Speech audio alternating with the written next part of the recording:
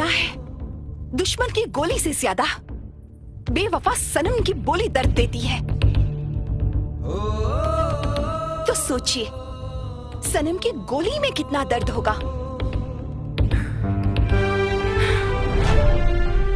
मैं मर जाऊं तो सिर्फ इतनी पहचान लिख देना, मेरे खून से मेरे सीने पर जन्म स्थान लिख देना। अगर कोई पूछे तुमसे स्वर्ग का रास्ता तो एक कागज के टुकड़े पर हिंदुस्तान लिख देना। मसल डालिए इस हिंदुस्तानी खटमल को। सनम के लिए मेरे दिल ने रोका है, वरना मेरी बाजुओं में इतनी ताकत है कि मुझे खुद याद नहीं मैंने कितनों को ठोका है।